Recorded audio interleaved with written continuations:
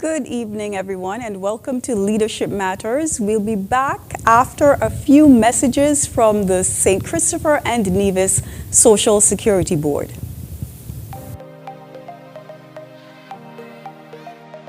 Hello, I'm Camilla Lawrence, Social Security's Public Relations and Customer Service Manager. I'm excited to be a part of our organization, primarily because it gives me an opportunity to interact with all sorts of persons, from children to the very elderly. Social Security plays a significant role in the lives of everyone, and as we like to say, from the cradle to the grave. Our goal is to inform you of your rights and obligations to Social Security. So in my interactions, talking to people, meeting people wherever they are, that's how we determine what's next for public relations and customer service. When you come here, you're supposed to feel welcomed, and our staff at the customer service unit, we do our best to ensure that persons feel comfortable, that they're given the information they need in a timely manner, that we are empathetic and confidential with the matters that they wish to discuss with us. Social Security is a big donator in health care. Every year, $270,000 of Social Security's money, which of course is contributions from you as insured persons and employers, goes right back into the health care. That is, we make donations towards the purchase of ambulance, X-ray machines, any tangible equipment. Every year as well, Social Security makes a tangible contribution in the fight against crime to keep our citizens safe so that they can work and live productive lives. Since 1983, Social Security has invested millions in ensuring that our human capital index is of the standard where we can create those opportunities for young persons to be exposed to information and education so that they can come back to our community and work and contribute to the fund. Without your contributions, without your trust in Social Security, we will not be the stalwart institution that we are. So for that, we encourage you, self-employed persons, to get on board, register, contribute, benefit. Employers, we encourage you to pay your contributions in full and on time. And insured persons, we encourage you to check on your contribution status so that we can, in turn, invest those funds, meet your benefits, because you deserve a future.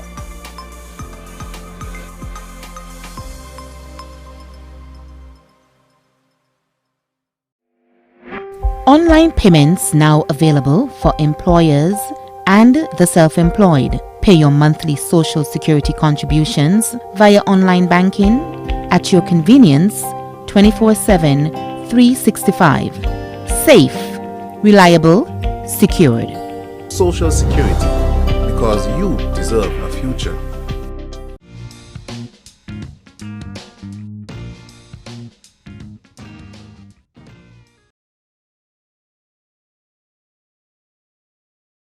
Prime Minister Dr. The Honorable Timothy Harris tonight is Minister of Health, Information and Communications Technology, Entertainment, Entrepreneurship and Talent Development, the Honorable Akila Byron Nisbet. Minister Byron Nisbet also presides over the 37th Independence Anniversary Committee, and she will be discussing some of the events on the calendar. Joining us remotely is St. Kitts and Nevis's permanent representative to the Organization of American States, Ambassador His Excellency Dr. Everson Hull. Dr. Hull, a son of the soil, who is the first PhD graduate in economics from Howard University in Washington, D.C., will be discussing incentive-based compensation, also known as pay for performance. A lot will be discussed tonight, but first I invite Prime Minister Harris to present his opening remarks. Thank you, Valencia, and good night to our listening audience and to all those who are viewing this program through a wide range of social media platforms. We are happy that each week thousands of people across St. Kitts and Nevis and in the diaspora would tune in to this very informative program. For us, it is part of the government's outreach, part of the government display of our accountability, where the leadership at the highest level of the land, joined by others, make themselves available to the residents and citizens of St. Kitts and Nevis to hear their concerns, their views, and of course to take their suggestions on board as we continue the very onerous task of building St. Kitts and Nevis as the best managed small island state in the world. This month is particularly important for us because at this time of the year, we celebrate our independence. This year, we mark our 37th anniversary of independence, and it tells us that we are nearing the age of maturity. As a small island state, St. Kitts and Nevis is holding its own, and in fact, better than holding our own, we are punching way above our weight, our size as a small state. We are the smallest sovereign independent state in the Americas.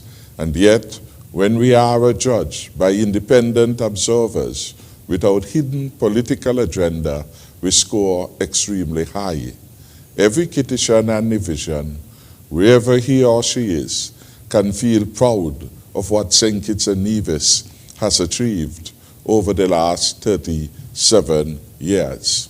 When we examine the World Justice Report Rule of Law Index, St. Kitts and Nevis over the last 5 years has been among the top of the class on the majority of indicators. And in particular, for 2 years in a row, St. Kitts and Nevis was the best performing country within the OECS and ranked significantly in the top among all other countries within the Americas. Equally, when we examine the United Nations Quality of Life Index, St. Kitts and Nevis again is forging ahead in the top of the class among our peers. When we are evaluated against the ICT Index governance and our participation in that regard by international observers, St. Kitts and Nevis ranks very well. Indeed, in 2016, at an international conference in Botswana, St. Kitts and Nevis stood out as the only country that would have received 2 awards representing the quality of work we were doing in the field of ICT. And we could go on, relying on various indicators of growth, relying on various indices by which we benchmark nation state to adjudge where we're at this point in our anniversary and our life as a modern sovereign state. In terms of per capita income, St. Kitts and Nevis is #1 in the OECS. And of course, we are among the top 3 within the wider hemisphere, excluding, of course, the USA and Canada. This is no mean achievement. And though we quarrel at times with per capita as an indicator of success of a country, it is a well-established measure to evaluate where countries are and the ability to cater to the welfare of their citizens and residents. Also, with respect to the export of merchandise for many years, St. Kitts and Nevis has been the larger exporter of merchandise products to the USA. And of course, this continues up to today, where St. Kitts and Nevis ranks not only the highest among countries in the OECS and Barbados, but also in the broader region.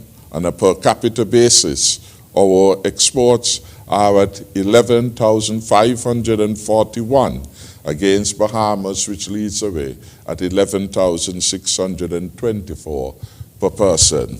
So these are significant development of which we can be proud of as we celebrate our 37th anniversary of independence, and we look forward to the next 10, 20, 30 years as a sovereign state. We are well aware, while there is a lot that has been gained over the last 37 years, we live in an uncertain world, and the coronavirus disease, COVID-19, represents a significant threat. And if we are not careful, the gains built up over the last 37 years could be lost to an invisible virus. Thankfully for us, when the virus struck, reached our shores in March, St. Kitts and Nevis was best prepared of all states within the CARICOM region to respond in a timely way, closing our borders, taking drastic measures through lockdowns to ensure that we keep the people of St. Kitts and Nevis safe. I want to record our appreciation for the work, excellent work, of our health practitioners and those involved in the NEOC that have helped us to, as it were, perform as excellently as we have done. To date, we have one of the lowest rates of infection among sovereign states the world over. As we speak, we have an R value of less than 1, indicating that by and large, the transmission of the virus is on a downward trend. As we speak, St. Kitts and Nevis has no deaths on record as a result of COVID-19. This stands in stark contrast to what is happening elsewhere. Today, importantly, an international conference organized by Concordia, I was able to tell in part a story of our own success as a people and as a nation, and how that story could help other countries, large and small, follow our pattern and be able to contain the coronavirus disease. As we speak, in England, the United Kingdom, England, Scotland, and Wales, they are now going through a second worse spike than the first one. They are now undertaking measures to lock down the cities. They are now contemplating new and more drastic measures to be taken to ensure that the virus is kept under control. If we continue on the wise path, if we continue to exercise wisdom, if we do not get anxious over the fact that by and large there is no death here on account of COVID-19, we certainly could continue to be that bright beacon of hope. And we will be in a better position when our borders eventually open to the rest of the world to protect ourselves. I therefore urge one and all to continue to, as it were, adopt, comply with the regulations and take sensible action. Because by and large, the response to COVID-19, in large measure, the success depends on each of us playing our part. And that is, we must use common sense. The science and the advice of the health practitioners say all we can do, by and large, are some simple things. We must wear the masks in public. We must, as it were, avoid getting into congested areas. We must do all we can to boost our immune system. We must practice hand hygiene and hygiene generally. And these simple things can assist us and protect us. What has happened in the United Kingdom, in the USA, in Europe, is that by and large persons became complacent and did not heed the tried and tested advice on the science, and they are back to square one. The hosting of large party and party events has become a matter of particular concern to the general public, and we will have to revisit our approach to these events. The callous approach and the callous behavior will not help St. Kitts and Nevis to maintain the high standard of management of the COVID-19, which so far has been our good fortune.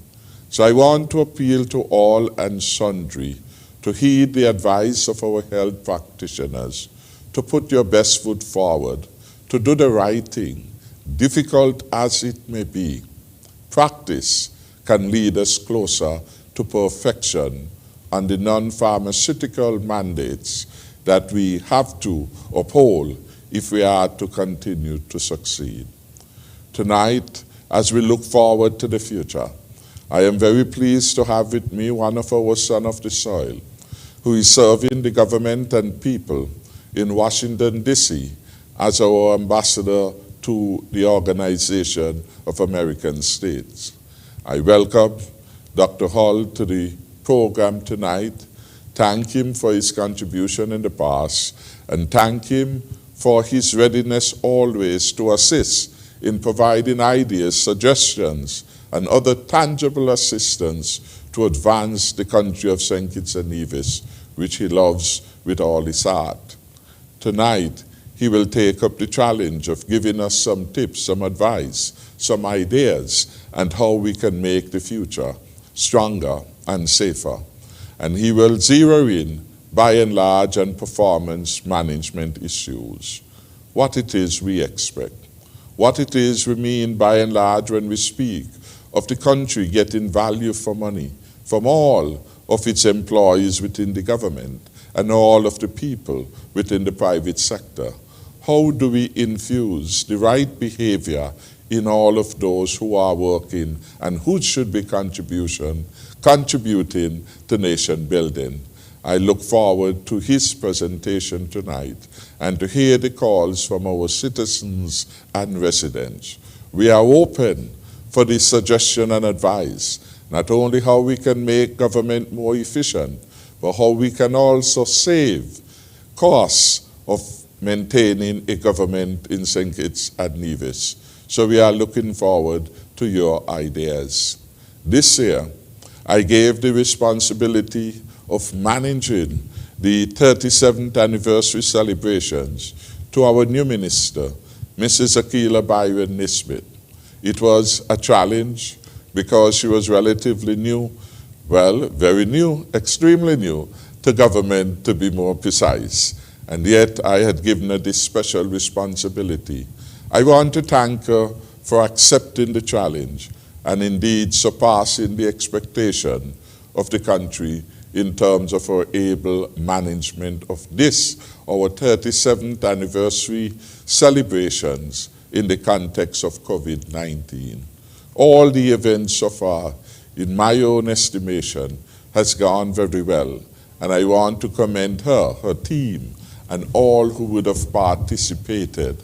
I must publicly give special commendation to Mr. Mark Pennyfeather, who was the special guest at the Prime Minister's lecture, and to thank him for the way in which he engaged the young people, the future leadership of St. Kitts and Nevis, in a serious conversation about their future and our country's future. I had special delight to participate in several of the events and to left those events with a greater sense of confidence that St. Kitts and Nevis is moving in the right direction and that the stronger and safer future will be realized in the not-too-distant future. So to all of my citizens and residents, to all of our patriots, I say to you that St. Kitts and Nevis needs you, your ideas and your contribution to nation building. Thank you very much again for listening to and viewing this important program, Leadership Matters in St. Kitts and Nevis. Thank you very much, Honorable Prime Minister. I now turn to the Honorable Akilah Byron Nisbet, who will deliver her opening remarks.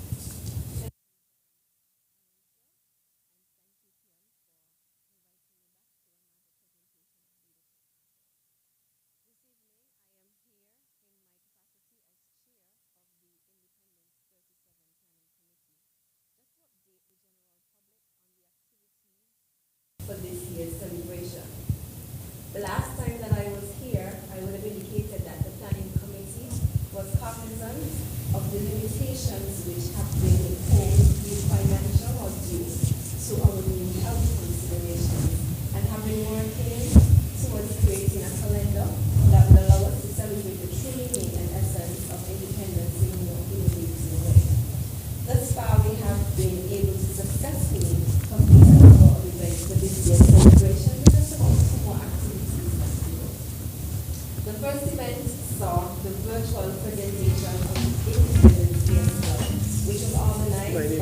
Chef Larry Monrose of the Royal St. Kitts Hotel, and my healthy dish today is crushed avocado caprese on toast with poached eggs. I go to this healthy dish when I am short on time and I need something extremely healthy that will keep me throughout the day and is complete. I first start off by cutting and toasting my bread. I pre-season the bread with some olive oil, kosher salt and black pepper. I toast that for about 5 minutes at about 355 degrees in the oven. I go ahead and cut open my avocado, check how ripe it is, crush it with some more olive oil, lemon juice or lime juice, salt and pepper. Very simple. You don't want to overpower the avocado with any extra ingredients. I go ahead and cut up my mozzarella cheese, buffalo mozzarella, my tomatoes. It could be cherry tomatoes, heirloom tomatoes, or your regular tomatoes. I take out the bread from the oven. I smear the avocado, the crushed avocado. I use it like a spread or a paste, if you would. I heap up my items, my mozzarella cheese, my tomatoes. I put it on the bread. I go ahead and heat up my water, my poaching water with distilled vinegar, or you could use apple cider vinegar if you want to go extremely healthy. I season again with some salt, kosher salt. I stir the pot so you can have like a whirlpool effect going for the eggs. I crack a fresh egg in there. I poach it soft, poach for about 3-4 minutes. Then I remove it, shake off excess water from the egg, and then I just top it off on the toast. And that's my healthy dish. It's a very inexpensive, quick dish. You don't really need any special equipment. You just a regular fork, your knife, your bread knife, and your chopping board. So this is one reason I wanted to create this dish, or showcase this dish rather, to the world. I am a very healthy chef. I am heavily into fitness. I use the gym as a distressor, as a way to wind down from a busy day or a stressful day. And I take my health and fitness very seriously, because without health, there is no need for wealth. So this is my reason for eating healthy and remaining fit.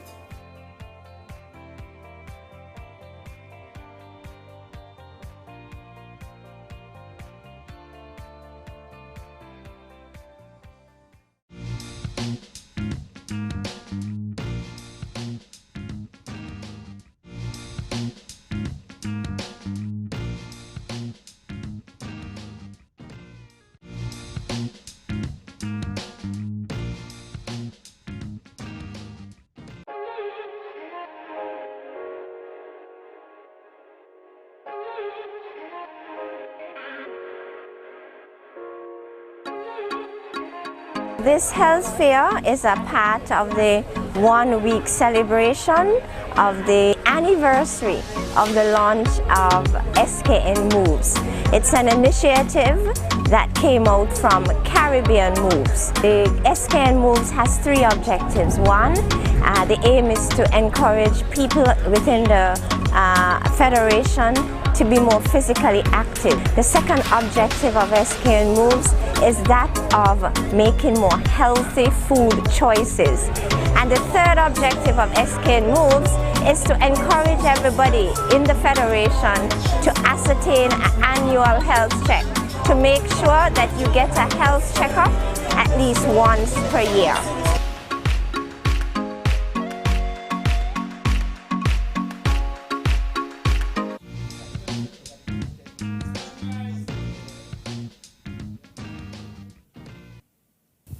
Welcome back to Leadership Matters. We apologize for the technical difficulty that we had.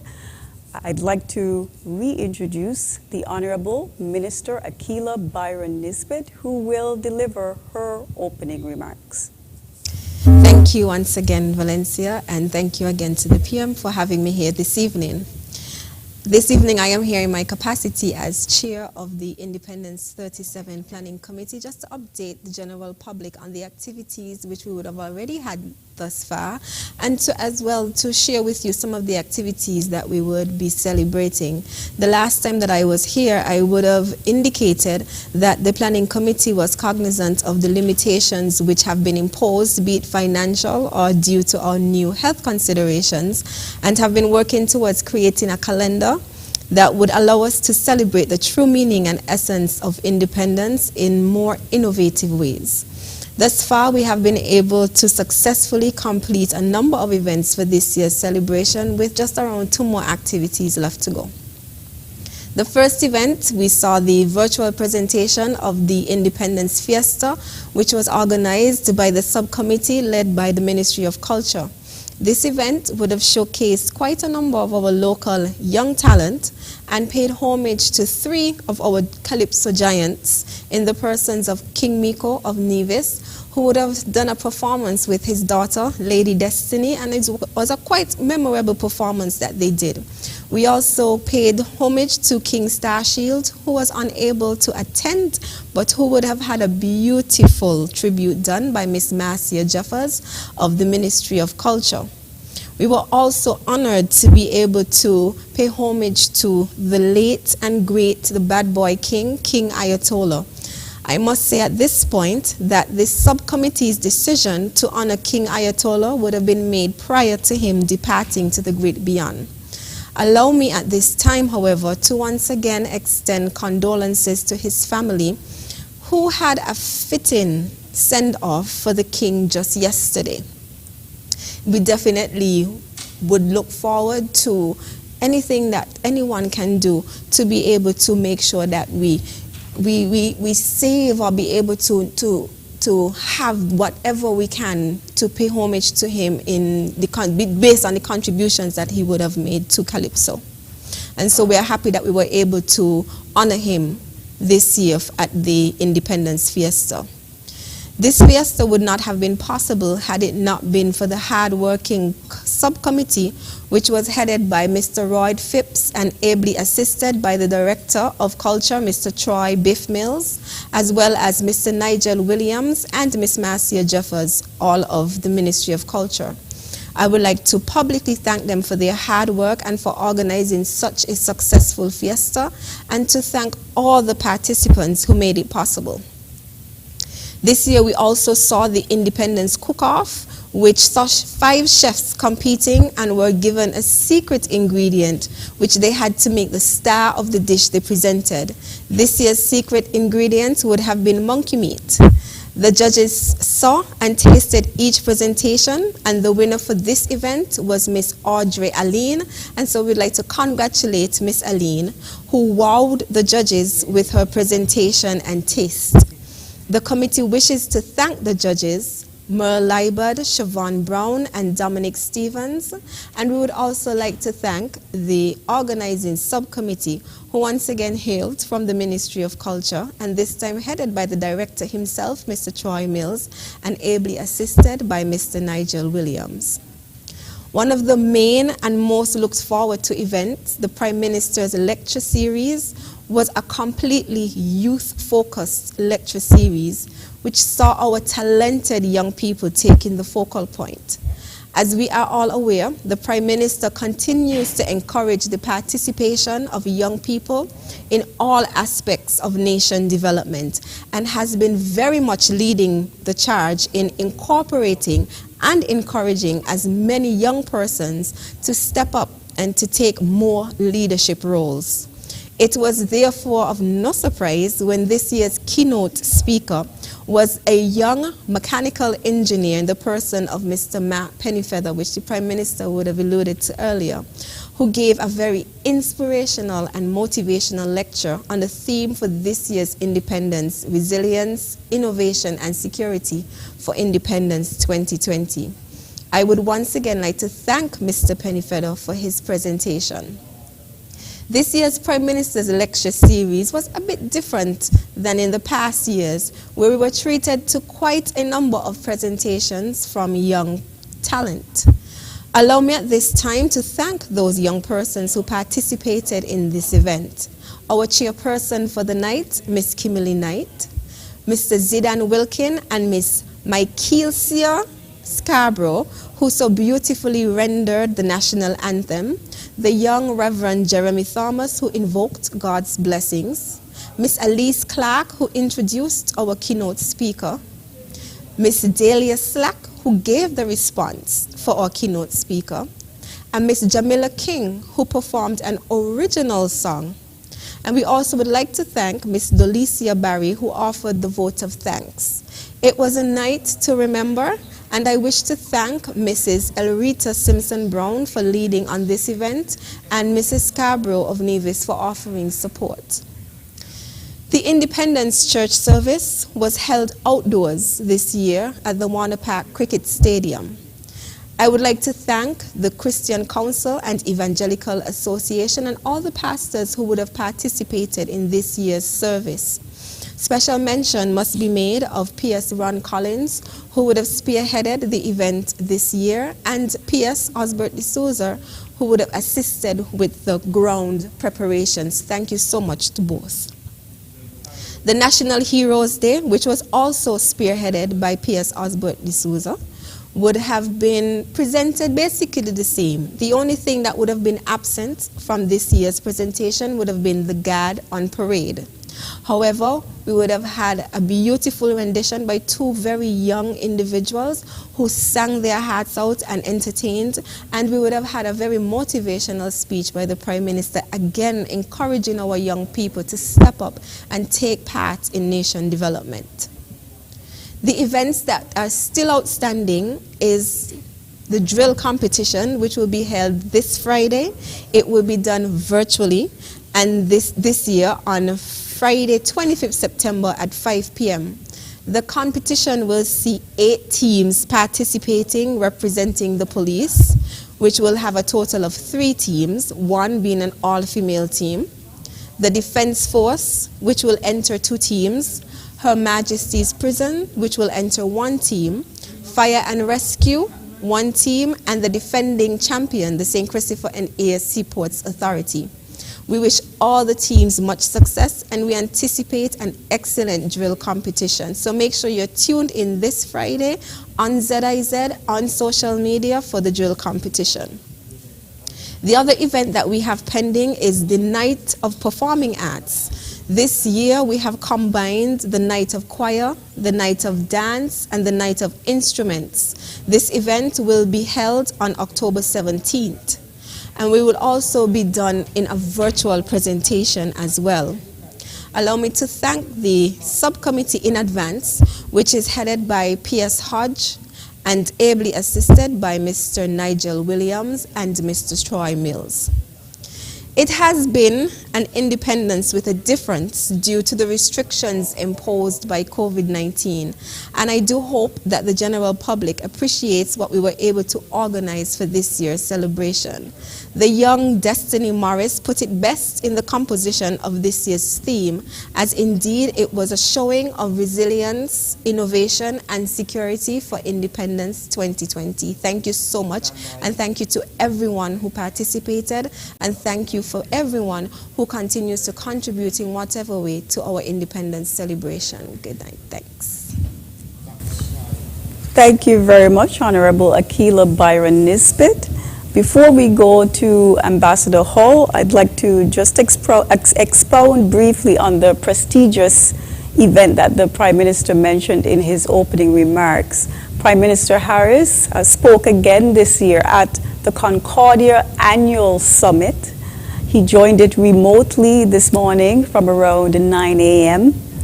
Convening for its 10th year, the Concordia Annual Summit is the leading nonpartisan global affairs forum that brings together current and former heads of state, entrepreneurs, and thought leaders on the sidelines of the United Nations General Assembly. The Concordia Summit has a history of featuring prominent personalities and powerhouse speakers, such as the likes of Joe Biden, Tony Blair, Christine Lagarde, Ivanka Trump, and Prime Minister Dr. the Honorable Timothy Harris, who also spoke at the event last year when he went to the United Nations General Assembly. And as you know, Prime Minister Harris attended the opening of the newest bus terminal this morning, and he also taped his address for the United Nations General Assembly, which will air later this week. And now he's here tonight to answer your questions. So I will mention the call-in numbers before we go to Ambassador Hull, because after Ambassador Hull's opening remarks, we will go straight to the phone lines. The call-in numbers are 869-466-2666, 662-8674, 767-4765, and our overseas line is 239-645-4500. Questions can also be sent via WhatsApp to 661-5683. However, first preference will be given to those who phone in to the program. I now invite St. Kitts and Nevis's permanent representative to the Organization of American States, Ambassador, His Excellency, Dr. Everson Hull, to present opening remarks. Thank you very much, Valencia. It is a pleasure for me to be with you this evening. At the outset, I would like to express my profound thanks to our Honorable Prime Minister for granting me this wonderful opportunity for sharing with his listening audience a few thoughts, what, in my view, is a very, very important issue that not only St. Kitts and Nevis is dealing with, but also the entire CARICOM region. And it relates to the productivity of our countries. I should also note at the very beginning, though, as one who spends a great deal of time monitoring and evaluating the performance of St. Kitts and Nevis, I am proud to report to this evening that the state of this union is good. Several important performance indicators suggest that St. Kitts and Nevis is outperforming most of the 34 member states of the Organization of American States. By outperforming them, I am focusing primarily on a country's ability to provide for the welfare of its people. This is often observed by a country's net migration rates. When a country is not doing well, the masses tend to head for the exits and move around in search of better alternative opportunities. Today, folks are seeking new opportunities in St. Kitts and Nevis, yet there is very little out-migration of the masses from St. Kitts and Nevis, leaving the islands to seek refuge in any other countries. With the single exceptions of the Bahamas and most recently Panama, St. Kitts and Nevis is now ranked third in per capita income, as the Prime Minister noted, among Western Hemispheric states. I note also that on August 18th, 2020, updated data from the World Bank shows that St. Kitts and Nevis now has a higher per capita income than our oil-rich friends in Trinidad and Tobago. For me, this is of paramount importance. We are outperforming the giant countries of Argentina, Brazil, and Colombia, and in our own CARICOM region, outperforming Barbados, Jamaica, and now Trinidad and Tobago. The question then is, how could this be? We have no known pool of petroleum reserves. We have neither gold nor bauxite. What we do have, by contrast, is a strong government which at the outset established and pursued a prosperity agenda that has been successful in holding the line on taxes, in fostering a growth in foreign direct investment. We have adopted a sound fiscal policy of living within our means, meeting an unconscionably high outstanding public debt load, or reducing that, from over 180% of GDP to a manageable and impressive 57% of GDP. This reduction of our outstanding public debt now frees up badly needed funds. Rather than spending money on simply paying for paper, you're essentially freeing up funds for meeting basic human needs. To illustrate, I understand that we have just funded a Deepwater pier without having to go to a commercial lending institution for funding for that. And providing also the outstanding record that the Prime Minister has drawn attention to with respect to the medical services, for which I'd like to commend him and the staff of the medical of the hospital for the outstanding achievements in that regard. The nation's prosperity agenda has also received a big boost from two major exogenous fiscal actions taken by our major trading partners. One, there's first a record high reduction in taxes in the US that spurred the growth in household and business investment. Secondly, a huge reduction in excessive and burdensome government regulations. This record high tax cut had the predictable effect of increasing US disposable income, that is the money that you actually take to the grocery store, and in turn consumer spending on the full range of household expenditures, including especially leisure travel to places such as St. Kitts and Nevis. As the old adage goes, when the US sneezes, we in the Caribbean catch a cold. But the converse is also true. If America explodes in growth and prosperity, we in St. Kitts and Nevis receive a share of those spillover benefits. And we have considerable evidence that demonstrates this. To illustrate, consider the years 2017 and 2018. St. Kitts and Nevis surged to the top of all OECS member states, surpassing St. Lucia with an all-time record high 1,300,000 visitors. I'd like to commend the distinguished Minister for Tourism for the work that he's done in making that possible. We've also done very well in the number of cruise calls and the number of stayovers.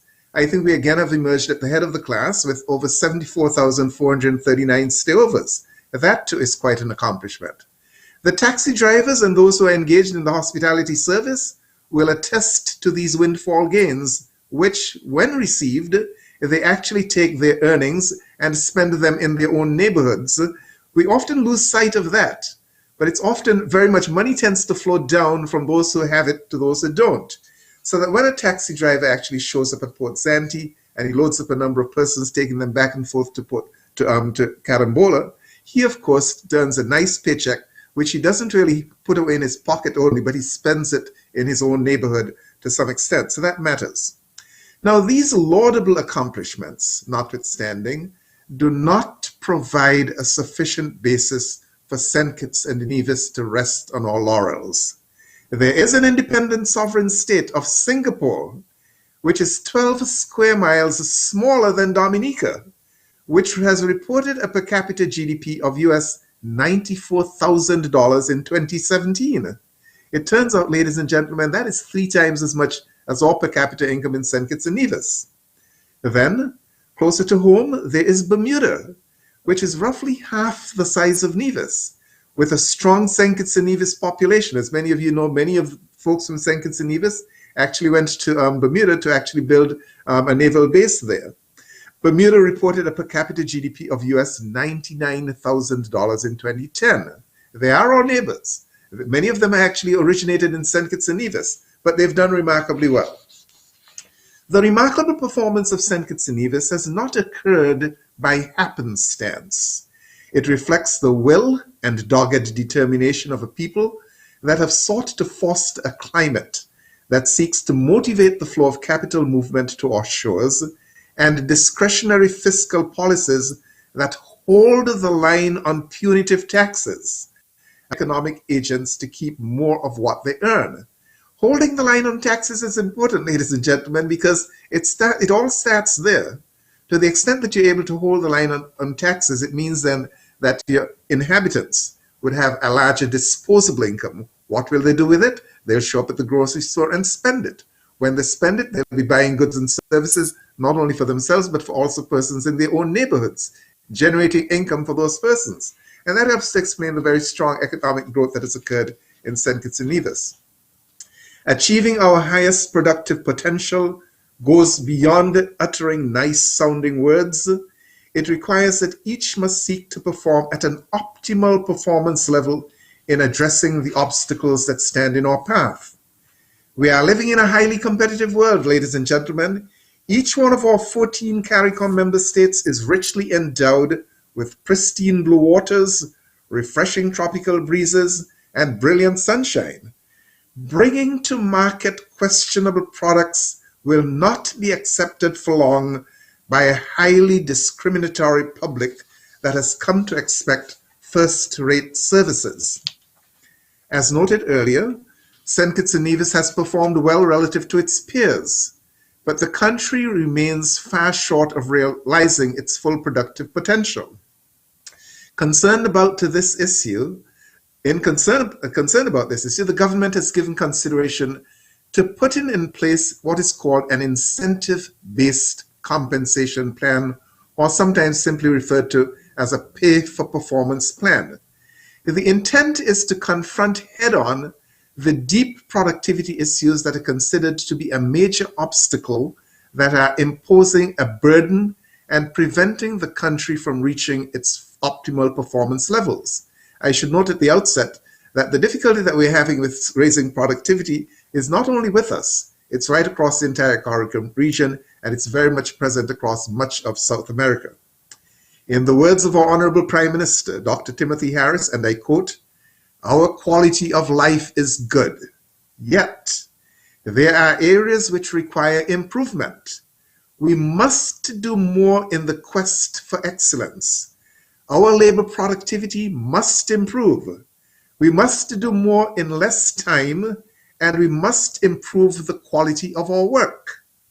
In practice, under an incentive-based compensation plan, which I've had the pleasure of working on for a number of years, each employee will have before him or her 4 or 5 measurable pre-established individual goals and perhaps 2 national priority goals. We're separating out the goals and the aspirations of the individual, who would sit down with his supervisor at the beginning of the performance period and actually reflect on the goals that they would be assigned for that particular individual. But over and above that, there are also national priority goals, which the administration may set on its own. One of those goals may very well be one of the very troubling issues that we're dealing with. That is, the nation has an import problem. It turns out that roughly half of our gross domestic product is fleeing out of the country. It's not all for food, I should point out very quickly. A lot of it, of course, is for manufactured products. We may not have very much control over stemming the flow of manufactured products that are coming into our shores, but ladies and gentlemen, we do have enormous control over the imports of food products. You go to the grocery store and you see the bill that you're paying there. It is estimated that we're paying, in 2017, I think they paid over $213 million for food products. So that, I think, is just one example of a national priority, which to me should be placed at the head of the class in terms of be addressed.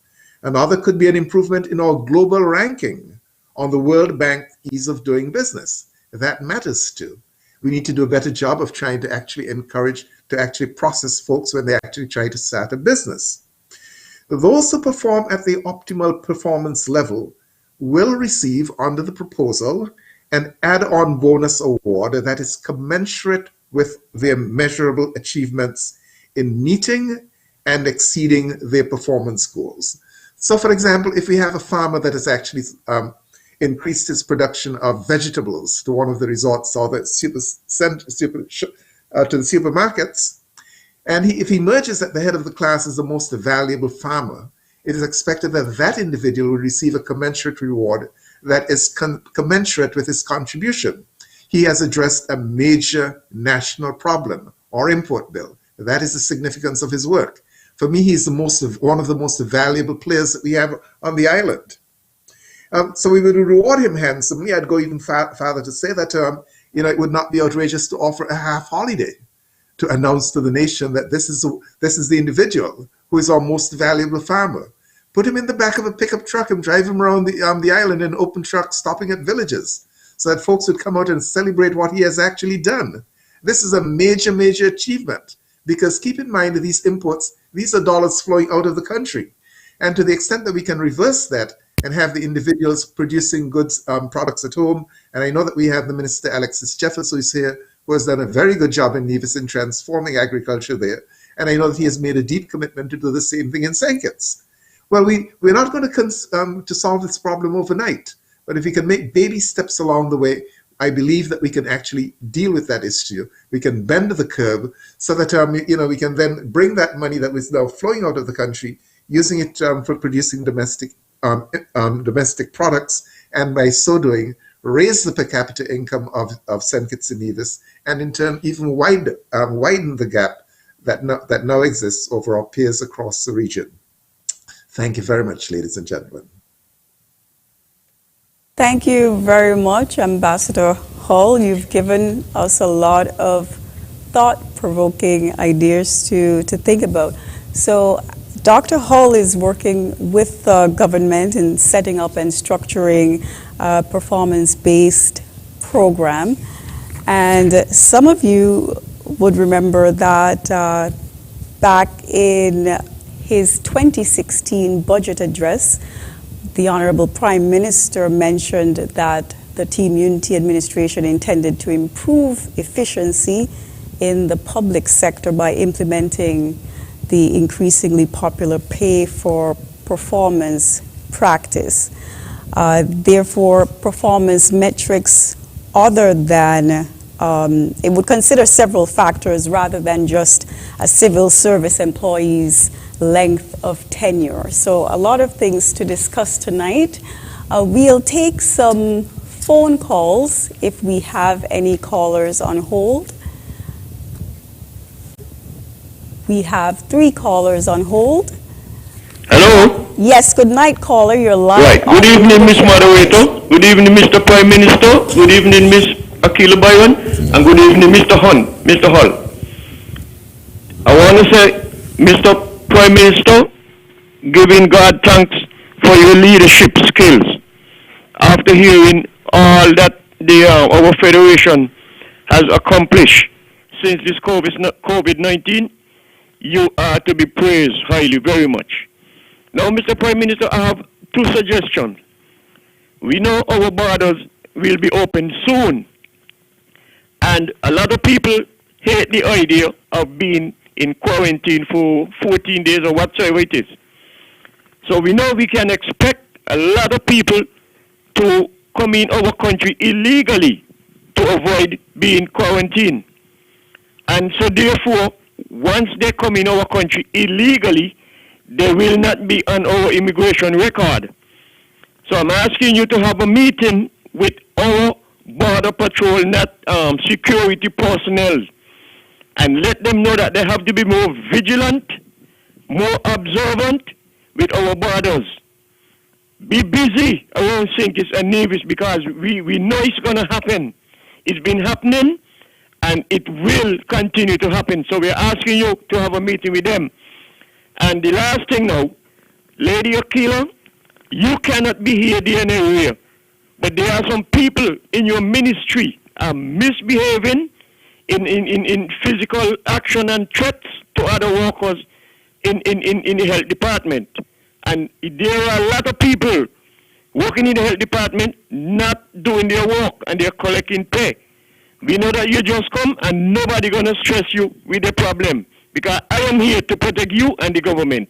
You all have a good night. Thank you very much, Miss Moderator. Good night. Thank you very much for your contribution. Good night, caller. You're live on Leadership Matters. Yes, good evening, Ms. Moderator. Good evening to Mr. Byron and Mr. Hull and the Honorable Prime Minister. Mr. Prime Minister, you just name out some things what think it's leading.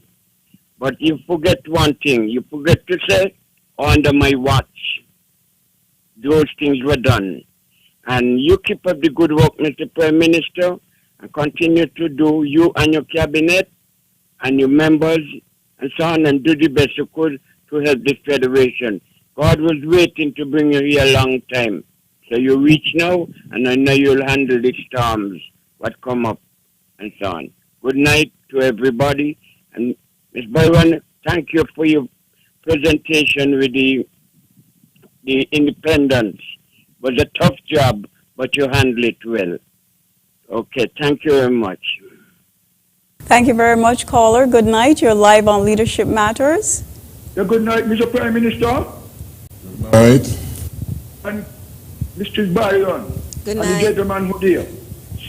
Prime Minister, there's a sabotage going on undermine. I went to market Saturday morning, and while outside the market standing up, a gentleman tell me, John Paul, you know what went on last night?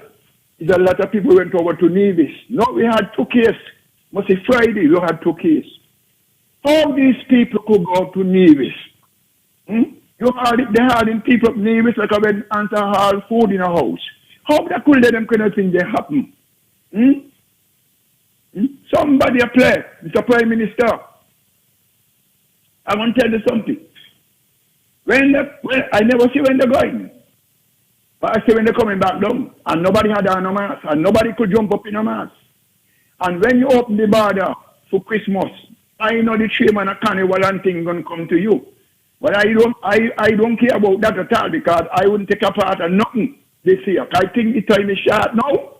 The year now. It's going on next last 2-3 months in the year now. And I think we should close out that. You understand? Close out that. It took penny where they had they gone to Nevis. I mean, Nevis doing as they like. Nevis doing as they like. When they came back down, and I watched them coming off the boat with no mask, I said to myself, and most of them is people who got, I think 1 or 2 people who have children there. So a girl called up to me, and me, she's very good, and she had about 2 kids. And I said to myself, look how people playing with a little change, you know. And when they don't know, spray off all the money. They don't call Social Security. You are the Labour Commission business. And then they say they were working over, so up, so down, so and cross, so. One money. School open, and you put in a lot in the school. You give school back, school shoes, school everything, haircut and everything. But when people getting things free, they play with the money, Mr. Prime Minister. Realize that. You're the Minister of Finance. And I believe this country will last a lot. Will last a lot. Because they're going to make you spend what you don't have, or what you don't make right now. Because they could see that no money I make right now. They could see that no money I make right now, Prime Minister. And I can't understand what's going on. And you got the handle, and I believe you should rule with the iron fist, brother. Because Upper Nevis probably get planned to do what they like. And this can't happen in the Federation. This can't happen. We have stop them both from going up, brother. I'll stop them. I vexed about it, and I had to call in tonight because I'm going to plan to listen. And I hear you talking about in England. But I was listening to you while you don't get talking about the bus terminal. I was there cooking, and I listen to you all the time when you're speaking, because I want to hear you speak, because I know you are on the ball. You are on the ball. Me ain't going to call and tell you. I know you're listening. I was listening up to this morning, 2 o'clock, about what's going on. But Thank you, caller. We have 2 callers on hold. Good night, caller. You're live on Leadership Matters. Hello, good night. Good night.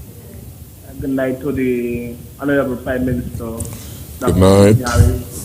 Good night to Akila Baiwan. You're looking lovely tonight. It's a pity you're a woman. You could change hairstyle every time you're on Leadership Matters. Me and the Prime Minister, we have one hairstyle. Very bold and beautiful. And good night to the doctor there.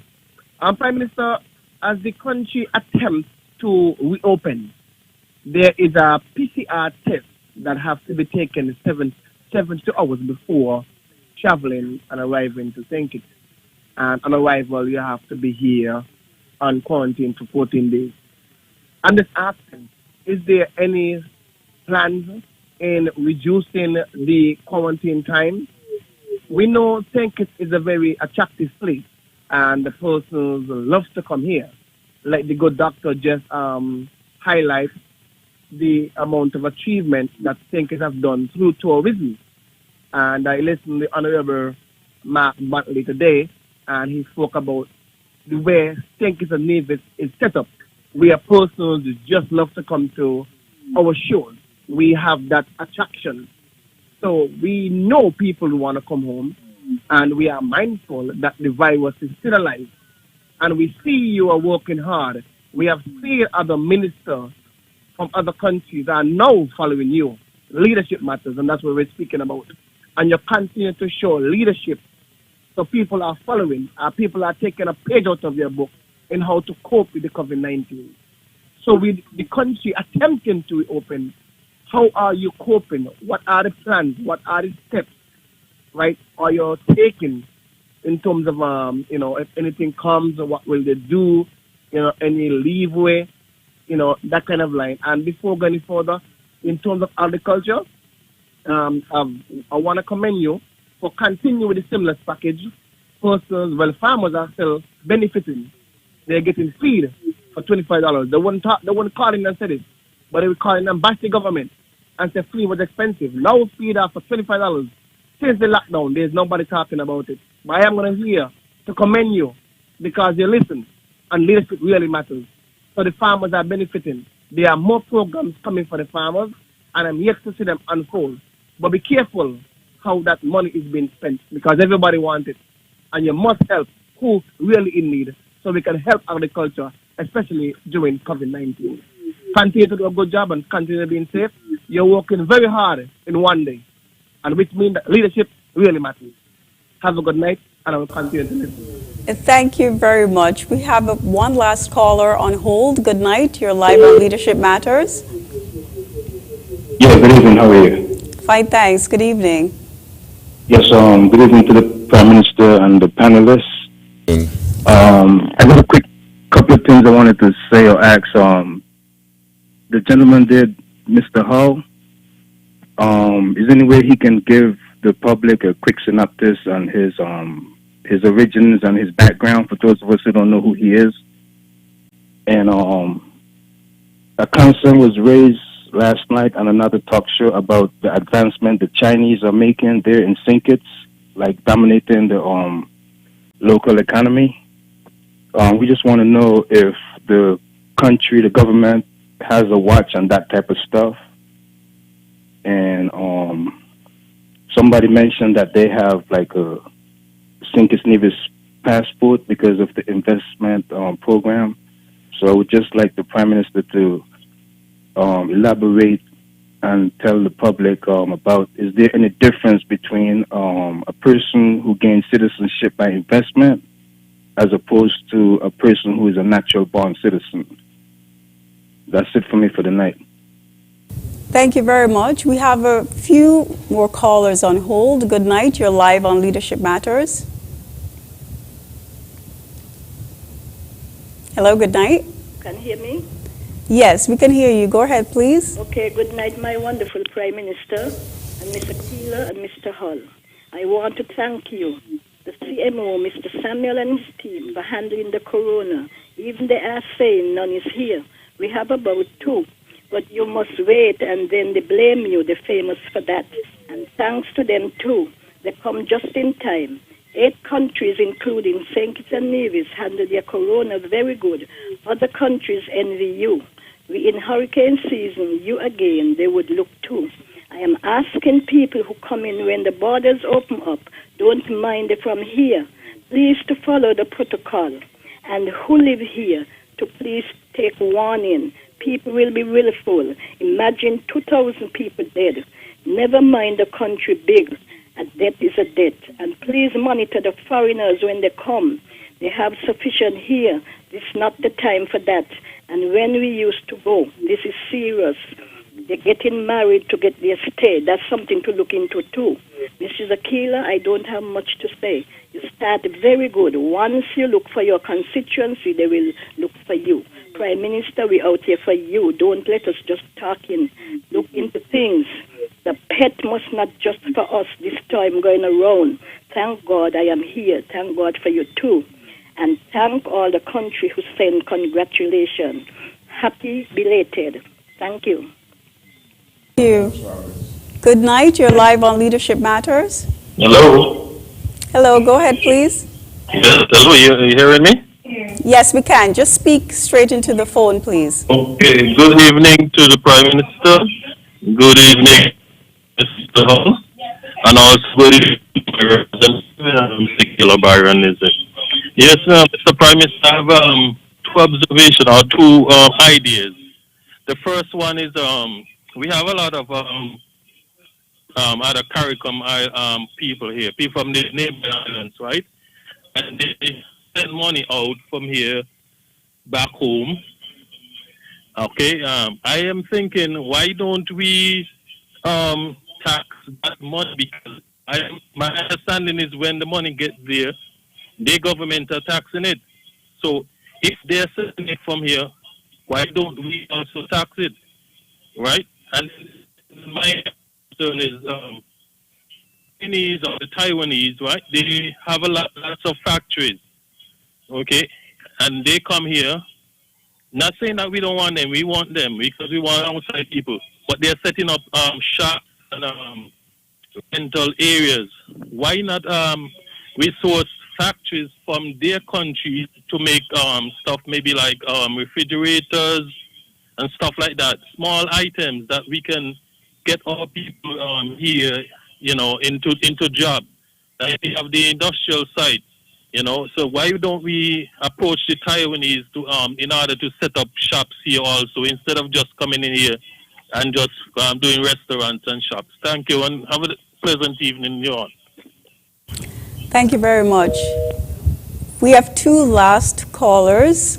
Good night, caller. You're live on Leadership Matters. Good night. Good night. What's your question? Hello? Yes, we can hear you. Yes, good night. I just want to comment on the unity government and the new bus stop. I want to comment Lindsey Grant and the hard work and his dedication to this country and to his constituency. And the Prime Minister are working hard for the people. And I just want to tell the Prime Minister to stay focused and to just stay positive. Look for the people, impact people's life and touch their life. I just want to commend the Prime Minister and the hard work he are doing in this country, because we didn't have no deaths. We didn't have no deaths for this coronavirus because of the leadership of the Prime Minister Timothy Harris. And other countries are adopting his policies, that the leadership that he are pursuing. So I want to commend him for that and the hard work. And I want to ask the Prime Minister when he are accessible to see the general public.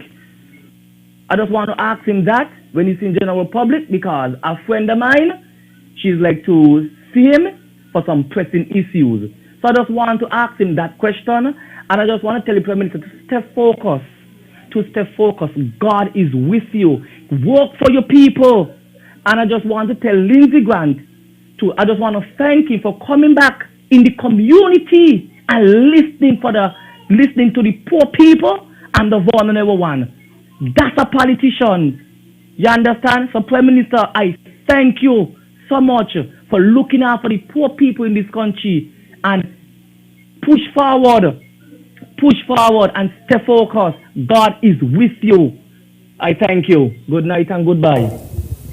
Thank you very much. We'll take one last call. Good night, caller. You're live on Leadership Matters. Perfect. Well, greetings to all. Coming in after that last call there, the sound about the new bus terminus. Give thanks, and we hope that everything is in place pertaining to the littering that will go on there. You know, prevention first choice, and then to deal with it until when it is no more. The caller before that, he make and Honorable Prime Minister, if you take up that advice with seeing the public, put your sealer inside the place with food eyeballing. Give thanks in advance. The caller. Okay, let me just focus on what we are dealing with, you know. It is very good, you know, hearing of the position that we are in, you know, in terms of the good performances, and making comparisons to other places, you know. But in the midst of that, people development, the way we are dealing with our environment is a disgrace. And we just patching it up. We just putting our plaster upon it. We're not dealing with it so that we can get it in order. The nastiness it's unimaginable. We're not hearing gunshots no more, but we are having warfare in minds and thoughts. Many are the murderers who are not shedding blood. We choose to call it polite violence amongst the inhabitants of St. Kitts and Nevis, which is terrible. We having a situation where people's health is on the down because of what people are consuming, because there is not enough local grown food that it can be sold at cheap prices.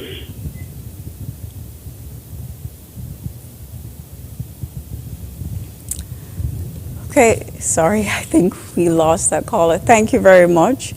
Okay, so we will open the phone lines a little later on, but we've had a number of questions. So I'd like to get the panel to weigh in on them. Just before I turn to Dr. Hall, I just like to say that when one of the callers mentioned misbehaving, it jogged my memory on a story that was published in April 2016. Back in early April 2016, Prime Minister the Honorable Timothy Harris and the Cabinet Secretary, Mrs. Josephine Huggins, met with more than 100 civil service professionals, and the Prime Minister Harris expounded on his administration's view that compensation should match an individual's impact on and the contribution to the organization. So I just want to give a quote from the Prime Minister. He said, "We want the system to be able to recognize and reward people who are doing superb work and to hold them up as persons whom others should emulate. I think that this is the new culture we want to create, and over time, we are going to get there," the Prime Minister said. Dr. Harris added, "Years of service certainly would not be the only criteria. We have to look at a composite measure because you could be here long and be behaving badly." That point made by the Prime Minister elicited robust laughter from government staffers, but all jokes aside, Prime Minister Harris and his team are taking the move towards performance-based pay seriously. So that is an issue, and I think the Honorable Prime Minister will discuss more on that. I'd like to bring in Ambassador Hall. Someone wanted a quick synopsis on your origins, sir, and on your background. So I'd like to bring you in for you to give viewers and listeners more of an understanding of where you're coming from. Good, sir, are you there? Thank you, Valencia. I should point out that I was born in Bath Village, Nevis. I'm a former goat herder, and I actually taught at Cumbermere School in Nevis. I played cricket for Nevis, played at Warner Park, along with Sir Len Harris and the Auckland Hector. Cricket was my life, actually, before migrating to the United States. I came to the United States and actually did all the things that most immigrants do. I mean, I worked, as electronic switchboard at the time, where you'd answer calls coming into a high-rise building. That was very important for students. I entered Howard University when I came in, and also drove a taxi cab periodically, picking up folks across town. Ran into a very wealthy person one day who I took out to Dulles International Airport. It was a great fare, because it's about 26 miles. But he took an interest in what I was doing. I told him about the master's thesis that I was writing about the sugar in St. Kitts.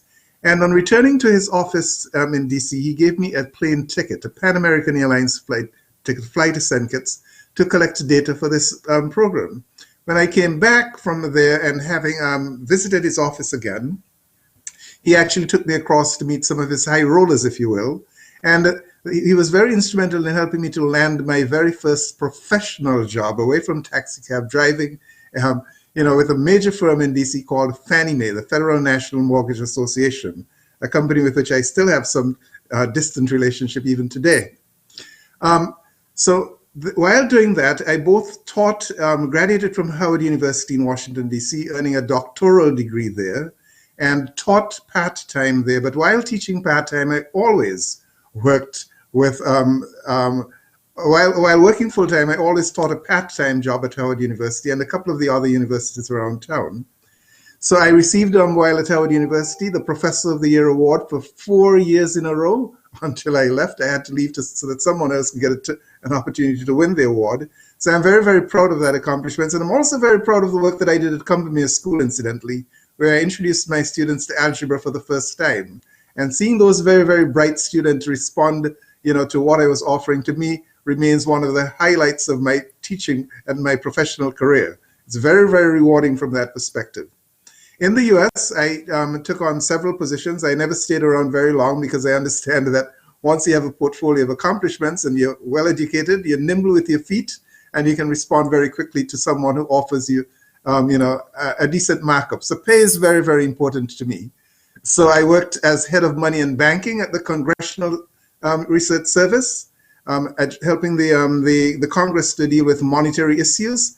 And then I received a call based upon a paper that I wrote while at the Congressional Research Service to receive a presidential appointment to allow me to serve in the position of Deputy Assistant Secretary for Policy and Research.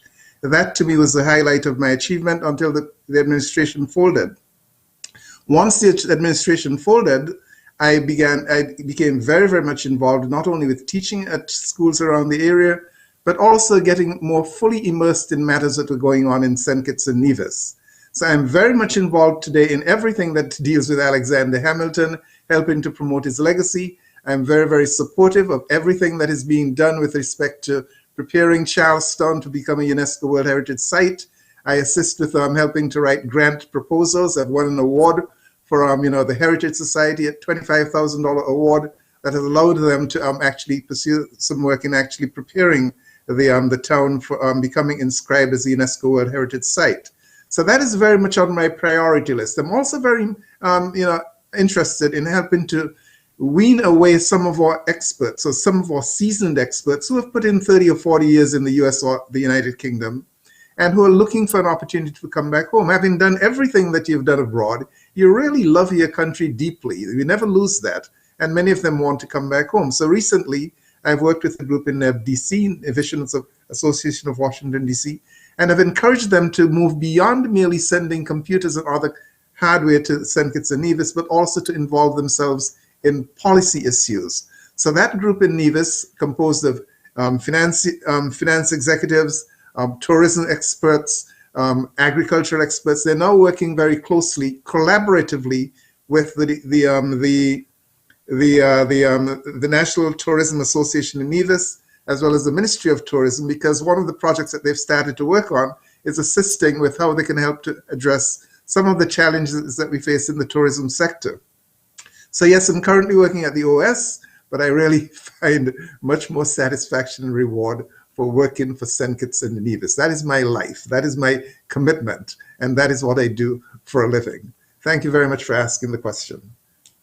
Thank you very much, Your Excellency, and we are very honored to have you working with us. I will now turn to the Honorable Prime Minister to give his input on some of the matters that were raised.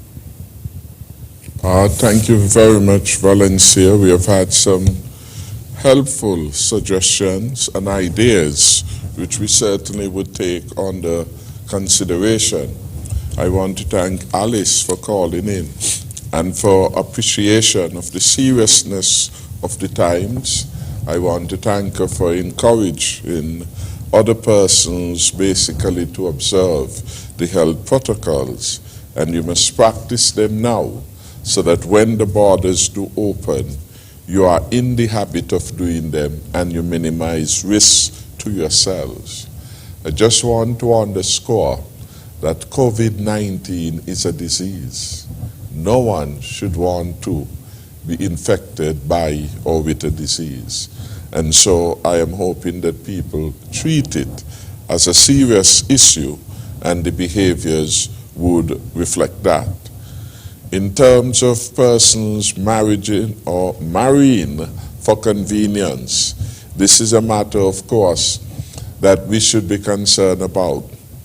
And from time to time in the past and presently, various administrative actions were and are being taken to minimize the occurrence of this. And so I want to thank you for bringing this matter to the fore. The officials in the Ministry of National Security are paying careful attention to this matter and other matters dealing with migration into the country. Someone asked earlier about illegal entry into the country. This is a concern to us, especially in this particular context.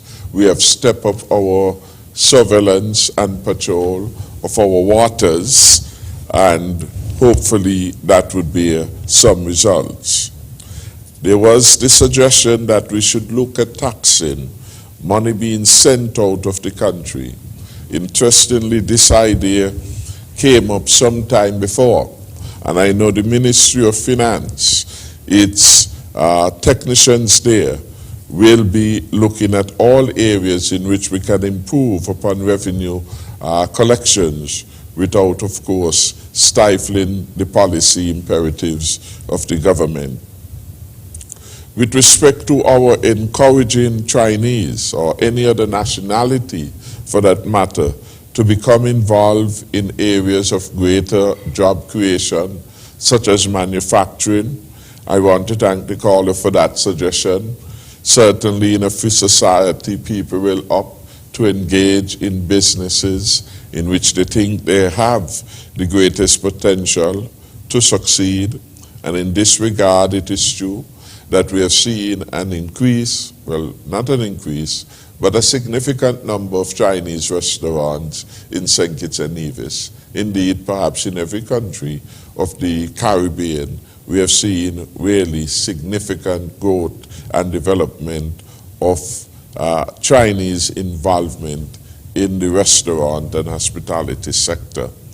And of course, this is because there is a strong demand for Chinese foods within our islands, and the demand then create a need for a supply.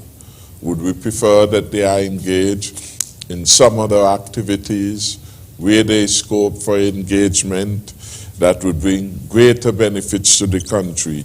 The government generally will be in support of these. But we want also our nationals to come forward and to take on the challenge, face the opportunities, seize the opportunities to engage in economic activity.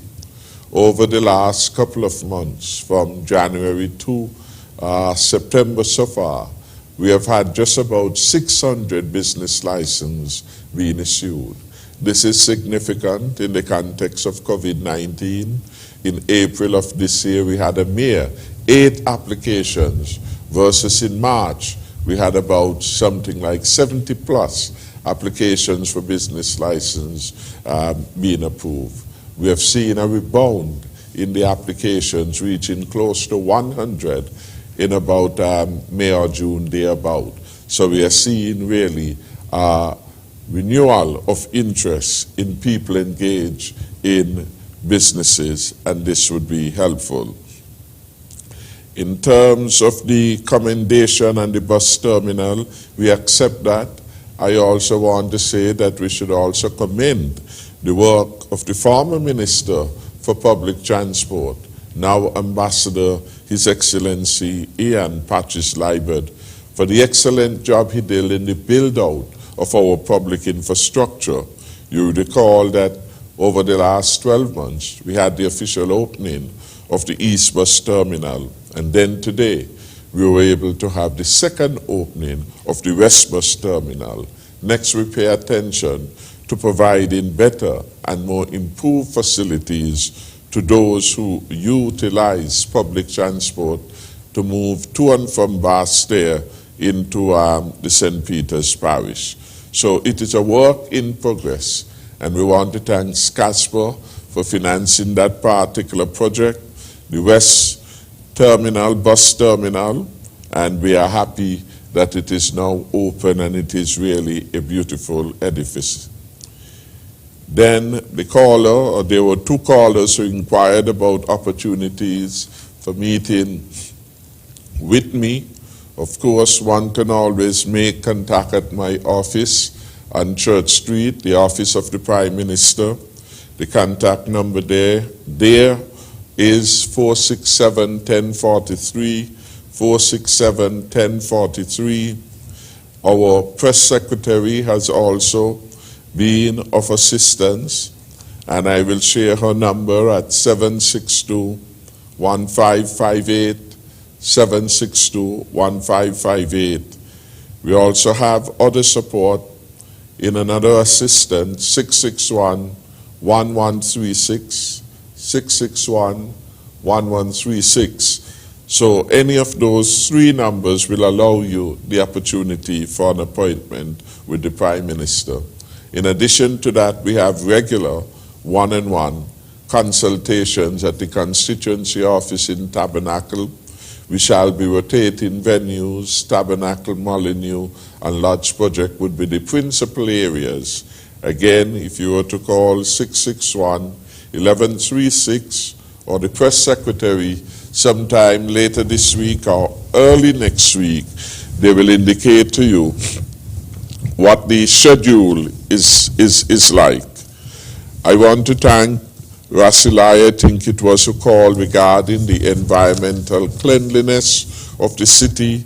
It is something that we have to continue to work upon, to have people reflect a sense of pride and a sense of respect for the environment, so that the complaints that we are having, by and large, will no longer be there. We need to organize for a meeting between the park and beaches and the other officers involved in environmental health. The country has a large pool of persons who are charged with the responsibility of catering to the environmental health within St. Kitts and Nevis. And therefore, if people are doing their work, if supervisors are doing their work, the complaints that we have will not be as many.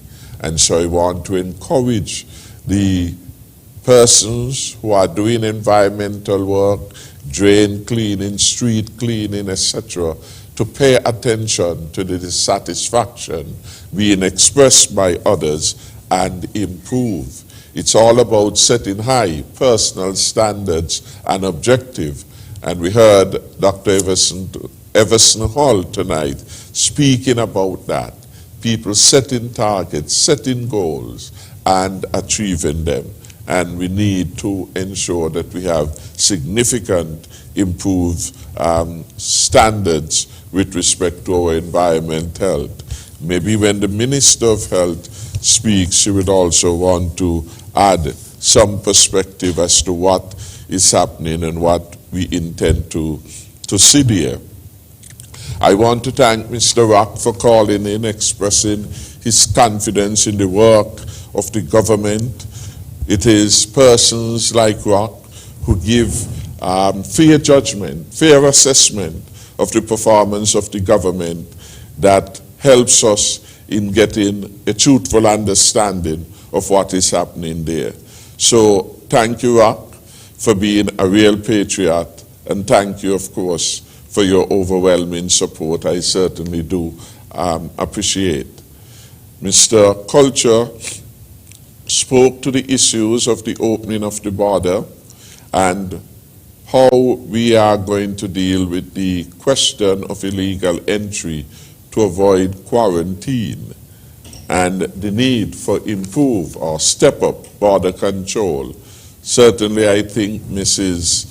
Hughes is listening, and other officials involved in immigration and border control, including the Coast Guard, including the customs, and attention will be paid to this particular area. Bucky got it, asked about plans for reducing the quarantine period from 14 days.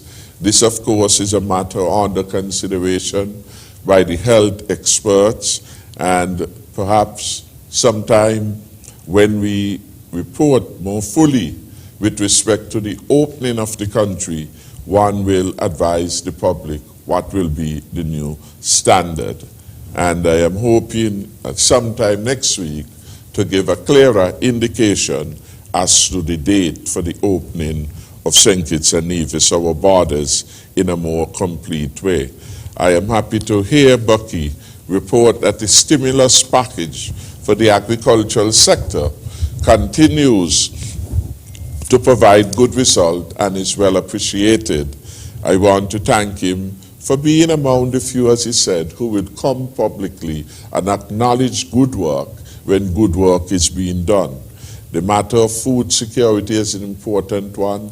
The matter of the high level of foreign exchange that is lost as we have to buy fruits and vegetables and meat products and fish that could be had here. It is something that we have to take greater control as we improve our standing as a nation, as we work to achieve some measure of self-sufficiency in the critical area of food production in our country. And the stimulus package was intended to rekindle interest, serious interest in agriculture. Bucky is, among other things, a serious farmer, and so we do appreciate when Bucky got it calls in and to give a perspective with respect to farming. He is a significant producer of meat products in the country, in particular fresh pork, for which there is a high demand. So thank you, Bucky, for your commendation. I believe that these were the questions of relevance to my particular portfolio, and I want to thank the callers for putting those questions to bear. John Paul, again, one of the unpaid advisors, and we are going to have to do something about that, very observant. And again, the issue of persons moving in crowd, not wearing masks, that is an irresponsible behavior and one which we hope that people would change. COVID-19 really, the fight is really a fight to the extent to which people will allow their common sense to be their guide. Your safety, your protection requires that you do certain things which are critical, which the science has shown all over the world. These are the only ways in which we can contain the spread of the virus. The wearing of the mask, the frequent hand hygiene, personal hygiene, generally, etc., are critical tools in the fight against COVID.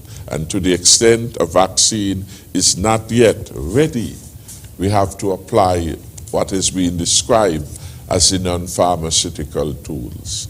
So again, I want to encourage good behavior, sensible behavior, common sense behavior by every member in St. Kitts and Nevis. Thank you very much, Honorable Prime Minister. I'd like to invite the Honorable Minister of Health to address the matters that were raised that are related to her ministry. Thank you very much, Valencia. One in particular would be in relation to environmental health, and the Prime Minister would have indicated that there is some work that is being done in relation to the drain cleaners. This is something that persons keep asking about and are concerned about, and with good reason, because environmental health is important, and therefore we need to be able to keep the drains clean. And so we are currently at the Ministry of Health in the process of restructuring the drain cleaning procedures and determining the best fit for the drain cleaners. And so as we continue to work through that, there may be a little bit of lapse in, it may seem as if there is a lapse in terms of us responding to the many complaints that we have been receiving as it relates to the drain cleaners. But rest assured that we're doing all that we can to ensure that once we have restructured, it would be the best fit, and it would be able to have a one-time fix and solution to the issues that we keep having with the drain cleaners. And so that is as much as I would say for now, as we continue within the ministry to try to see how we can resolve this issue for once and for all. I do believe that that would have been the main issue that would have been raised in terms of my ministries. Thank you very much, Honorable Minister. We'll take a quick break. I'd like to give you the numbers to call again before we do. We'll open the phone lines when we get back from the commercial break. The call-in numbers are 466-2666, 662-8674, 767-4765, and our overseas line is 239-645-4500. We'll be back after this break.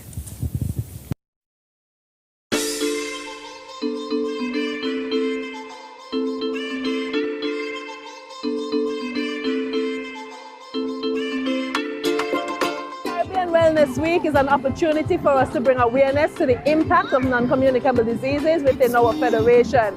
Our SoCA-size event here this evening is actually focusing on one of those risk factors, which is lack of physical activity.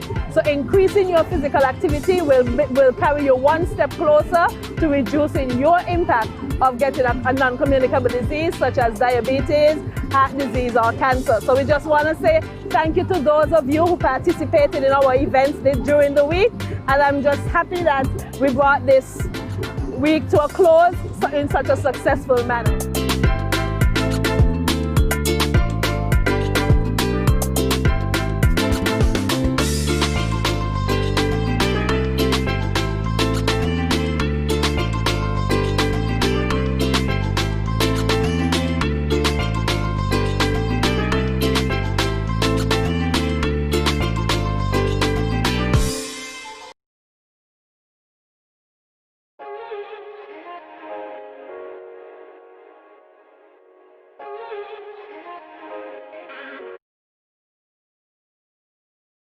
People are living healthier and longer lives.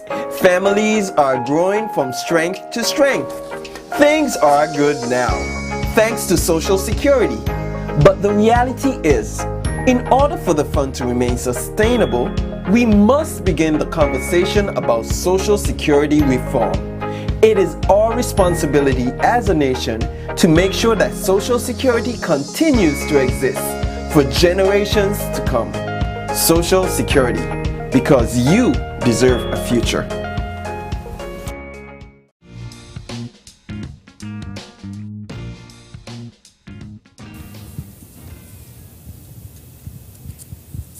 Welcome back to Leadership Matters. We have a couple of callers on hold, so we'll go straight to them. Good night. You're live on Leadership Matters.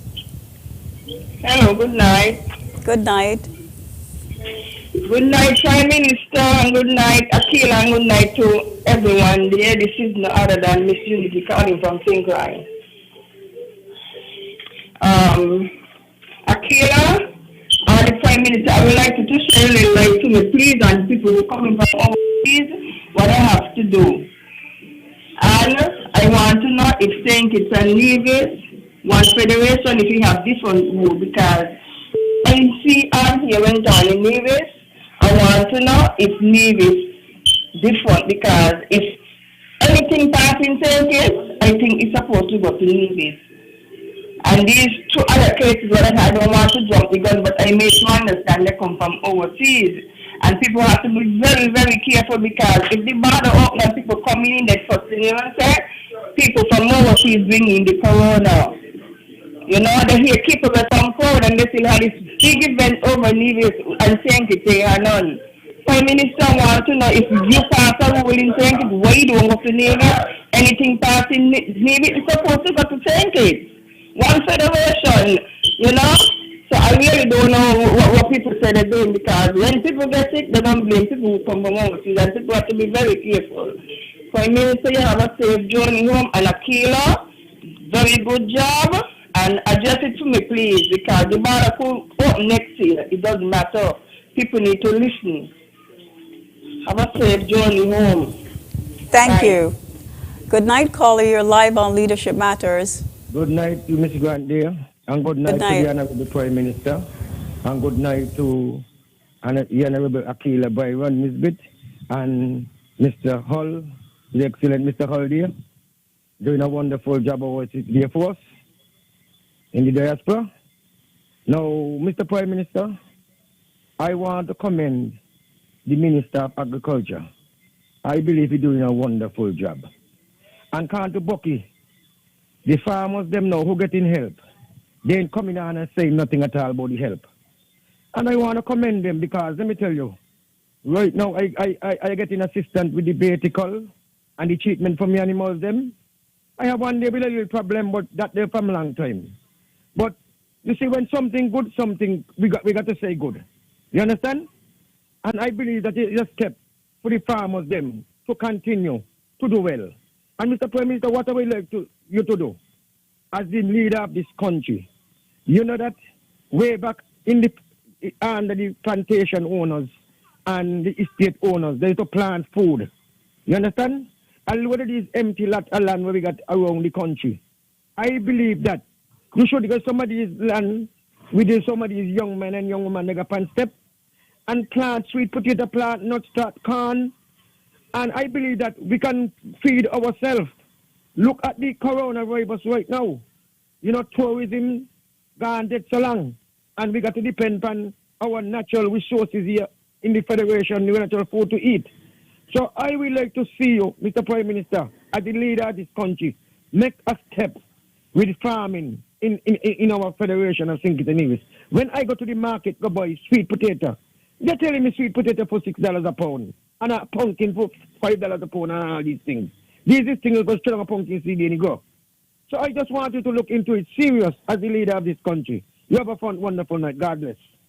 Thank you. Good night, too. We have 3 additional callers, so we'll go straight to them. Good night, caller. You're live on Leadership Matters. Perfect love greetings again.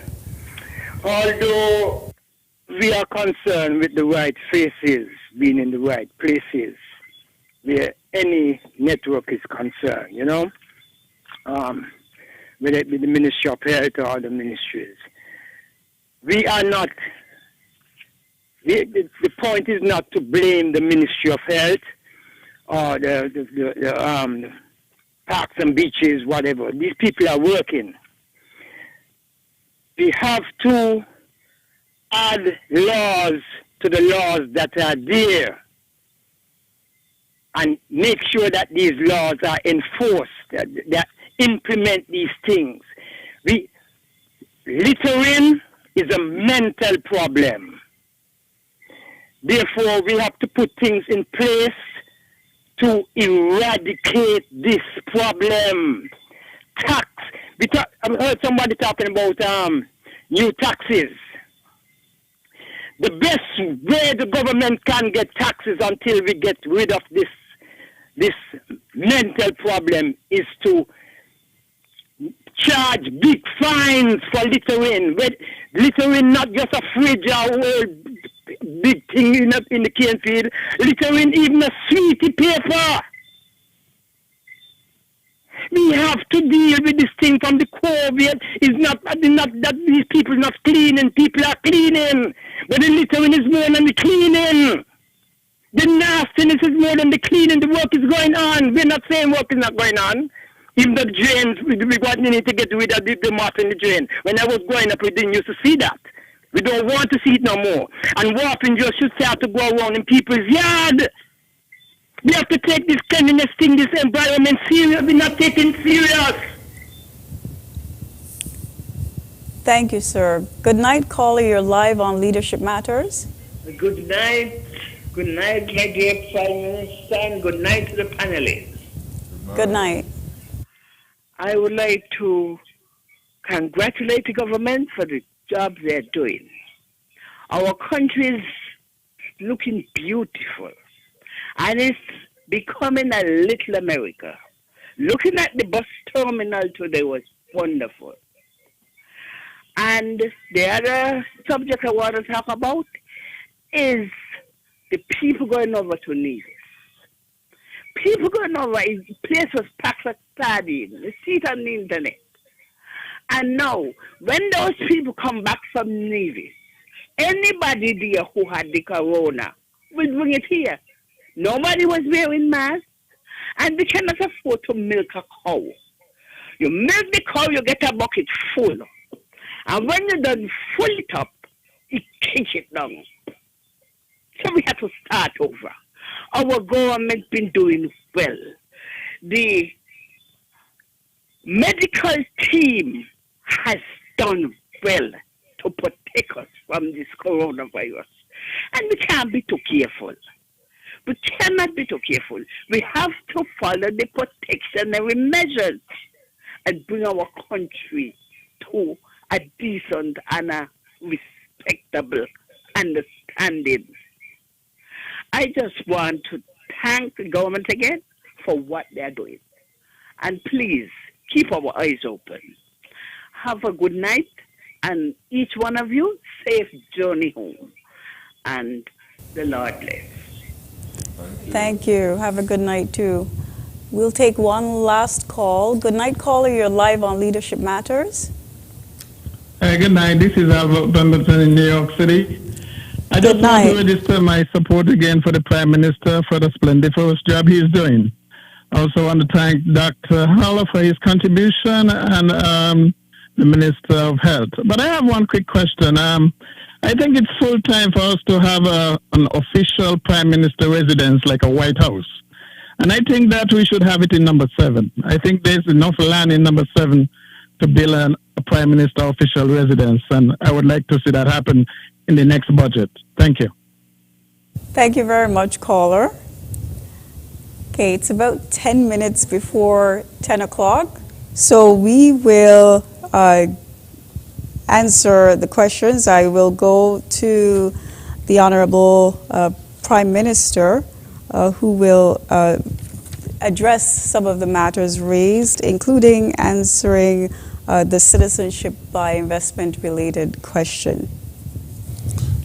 Thank you very much. The caller who had asked whether trainees, in terms of their citizenship, whether there is any difference in substance between someone born here or someone obtaining marriage through the traditional way. There are 3 basic ways which are internationally accepted for the purposes of citizenship: birth, marriage, and residence. Those 3 are included in our constitutional provision. But additionally, the Constitution, Chapter 8, Clause 92H, speak to such other persons as may be prescribed by Parliament. And our Parliament has prescribed that persons making substantial investment in the country in approved project, by and large, can be considered for the purpose of acquiring citizenship. And the majority of trainees that we see here who are citizens would have become citizens via that route. Is there a distinction? There is none in law. A citizen is a citizen, and once citizenship is derived, that person has all the rights and obligations of citizenship accorded to any other. So that is the legal position as far as I understand it and as far as it is being applied here. A citizen is a citizen, and there can be no discrimination with respect to citizens dependent upon right or geography.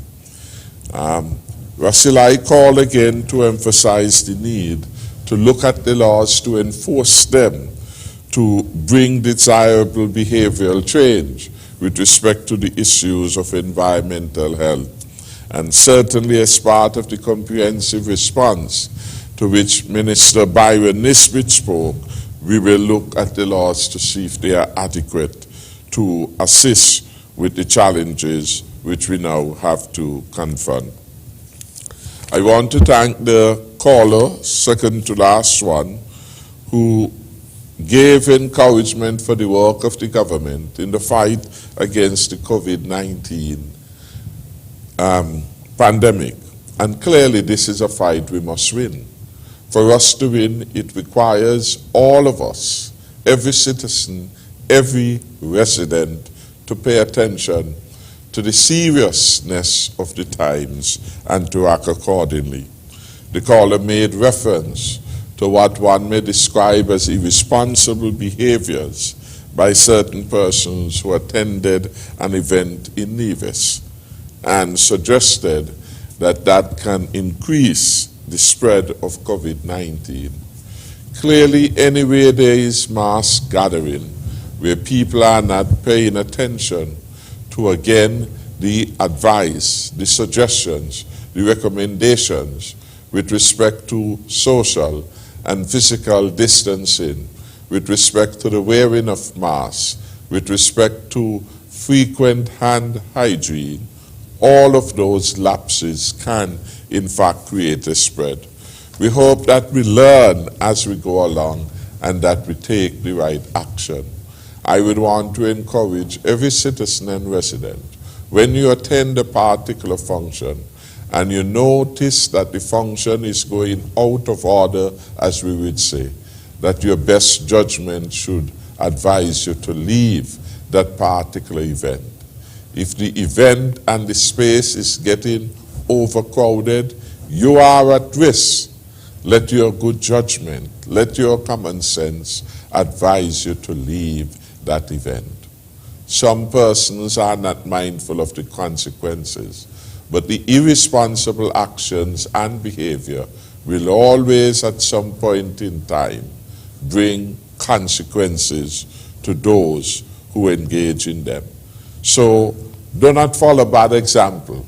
In short, that is my advice. Do not follow bad example. Look for the best example, and you follow that example. That will keep you safe and secure. I want to commend Alva for calling all the way from New York, for congratulating me and the work being done. We thank him for the suggestions with respect to the official residence of the Prime Minister. Of course, this is something for the country to contemplate. It is a useful thing to have. You have made your own recommendation with respect to location. In one part of northeastern St. Christopher, Prime Minister's residence can be built anywhere. But I appreciate your suggestions on this matter. So thanks again to all the callers who have called in. Thank you very much, Honorable Prime Minister.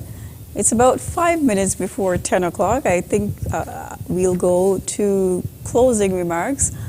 I will invite the Ambassador, His Excellency Dr. Everson Hull, to please give some brief closing remarks. Thank you again, sir, for joining us remotely.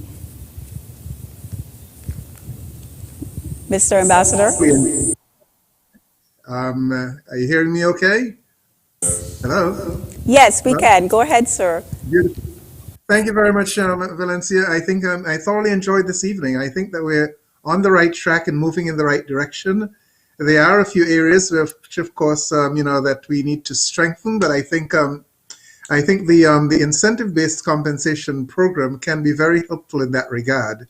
I should point out that we will not be alone in doing this. Every firm in the United States of assets greater than $10 million is required to submit what they call a Form 10K, which actually includes the description of the company's pay-for-performance plan. So there's a lot of lessons that we can learn from there. Although the practice is not widely used in the Caribbean, it certainly is used in the private sector to a very minimal extent in the Caribbean, so that we're not really reinventing the wheel. And I do think, though, that where we run into difficulties, where there are some areas which are very difficult to improve performance, perhaps we should keep in mind that sometimes a little tuna fish does help if you're trying to herd cats. Do keep that in mind, please. Thank you very much. Thank you very much, sir, for joining us.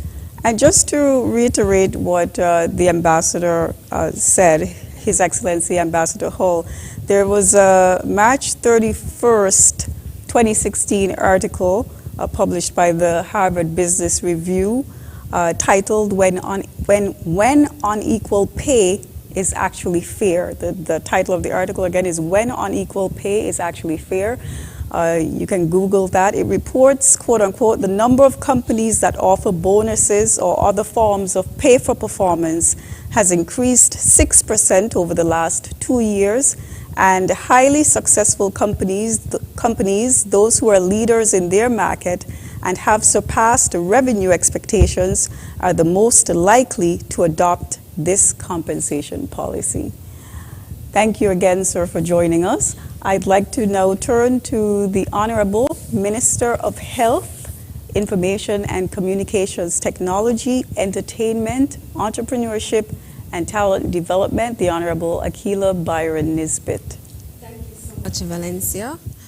Before my closing remarks, though, I think there was a question asking the expectations for persons returning home. What I can tell you is that all the information that you need to learn about what you would be required to do when returning home is on the covid19.gov.kn website. That is our COVID-19 website, and it has all the information that you required to be able to return home. If you look on the right side of the page, once you log into the home screen, you would see the COVID-19 repatriation form, and once you click on that form, it gives you a listing of all of the information that you would need to provide, bearing in mind that once you do return, your quarantine for 14 days is still expected. The test at the end of the quarantine, once you are negative, you are free to roam, but if not, then you will have to stay within the quarantine and go into isolation rather if you are positive. And so these are things you have to bear in mind. It is a new norm. And for my closing remarks, though, I would like to discuss more, because there were quite a number of persons who would have spoken to the events that we are having. And I think it's important, as the Minister of Health and also the Minister with responsibility for a new ministry that will be looking at entertainment, to address this in some parts. So it's a new norm, and we are expected to make changes in every aspect of our lifestyle and the way we live. We've been asking the churches, the schools, business places to change the way in which they do business and how they operate. And it is no different for events as well. And so promoters need to start thinking about new and creative ways in which they can be able to provide the same level of entertainment to their participants, but within a safe environment, preparing them for what can be the second wave of COVID-19. We're not asking you to restrict yourself. We're not asking you to end your livelihood, because I've had some of them who have indicated to me that this is my livelihood. But what we're asking you to do is to think about how you can offer your same entertainment within the confines of COVID-19. Even within the independence celebration, we had to consider new ways to present our independence celebrations, bearing in mind the COVID-19 protocols. It means that you'll have to limit the number of persons you have at an event at any given time, so that you can practice some form of social distances. Whether or not you have creative and innovative ways in which you can provide some type of entertainment, be it that you have some special sitting for persons who are in families, that you have your own space, or even if you create some type of innovative way for persons to be able to enjoy themselves, but do it safely. And all we are asking you to do in order to be able to protect your livelihood, as you put it, to ensure that whenever you do have your events, all of the protocols are adhered to. It is for your safety and for the safety of the people who will be coming and patronizing your business. And so you have to think about that as well as you continue to have these events. It's going to be very difficult, especially from a Ministry of Health point of view, to continue to allow the events to happen if our promoters are not ensuring that they practice the proper protocols. I could remember seeing on social media one promoter in particular asking and pleading with other promoters to think about that. Think about the fact that you are protecting what you have as your livelihood and ensuring that everything is done based on the protocols. It's about protecting St. Kitts and Nevis. We are expecting a second wave. Our borders will soon reopen. We have to retrain persons on this new way in which we're expecting you to live. Wearing your mask, hand sanitization, making sure that you practice social distancing. All these non-pharmaceutical measures that have protected us in the first wave are going to ensure that we have safe and we would have no deaths within the second wave as well. And so we're just pleading to our event promoters, please, if you're going to have your events, you would have laid out to the task force, this is how you expect the event to be able to meet the requirements of the protocols, and we expect that you would adhere to those protocols. Again, it is for your protection and the protection of the country as a whole. It is preparing you for what is to come. Yes, we may not have the numbers that we see in other countries, and we want to keep it that way. And the way in which we are going to be able to keep it that way is if everyone adheres to the protocol, just like how the churches, just like how the schools, just like how the business places had to change the way that they do business and the way they do what they do.